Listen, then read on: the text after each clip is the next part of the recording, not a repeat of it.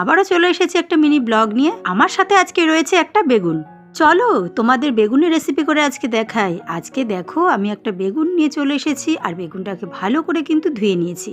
ধুয়ে বেগুনটাকে লম্বালম্বিভাবে এরকম ছুরি দিয়ে কেটে নিতে হবে। তারপরে কিন্তু বেগুনের মধ্যে একটু সর্ষের তেলও মাখিয়ে নিয়েছি। তো তাহলে দেখে বুঝতেই পেরেছো আমি কি করতে চলেছি। আজকে করব বেগুন পোড়া। তার জন্য দেখো এখানে গ্যাসও ধরিয়ে দিয়েছি, তার মধ্যে আমি একটা স্ট্যান্ড দিয়ে দিয়েছি, তার উপরে বেগুনটাকে দিয়ে দিয়েছি। তো বেগুনটাকে কিন্তু এখন সুন্দর করে একটু পুড়িয়ে নিতে হবে। আর এই বেগুন পোড়া খেতে কে কে পছন্দ করো একটু কমেন্টে জানিয়ে যেও, কিন্তু কেউ কিন্তু ভুলো না।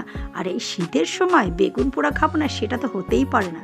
তো দেখো বেগুনটাকে কিন্তু এরকম সুন্দর করে গ্যাসের আছেই তোমরা পুড়িয়ে খেতে পারবে, আর দারুণ লাগে, অসাধারণ। বেগুন পোড়া, টমেটো পোড়া, অসাধারণ অসাধারণ খেতে।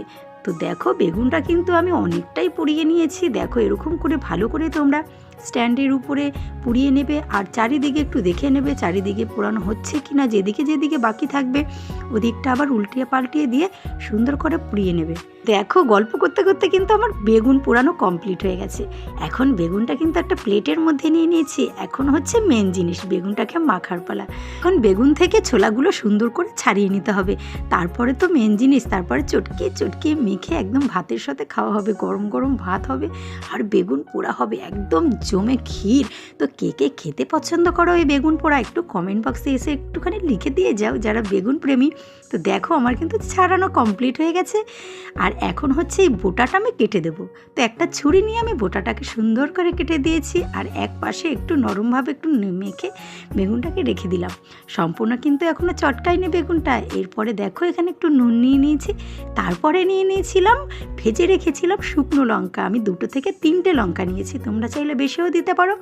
তারপরে কিন্তু ওই হালকা হাতে একটু নুন ছিল, তার মধ্যে আমি পেঁয়াজ কুচিয়ে নিয়েছিলাম, পেঁয়াজটাকে ভালো করে চটকিয়ে নিলাম, তার মধ্যে ধনেপাতাটা দিয়ে ভালো করে চটকিয়ে। আমার তো সব কিছু কমপ্লিট হয়ে গেছে, এখন অসম্পূর্ণ রয়েছে তেলের জন্য। তো তেলটাও দিয়ে দিলাম, তেলটা দিয়ে ভালো করে ধনেপাতা পেঁয়াজ আর লঙ্কাটা দিয়ে ভালো করে একটু মেখে নিলাম। তারপরে বেগুন চটকানোর পালা।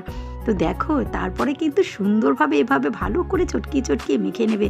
আর বেগুন পোড়া খেতে দারুণ লাগে, দারুণ গরম ভাতের সাথে।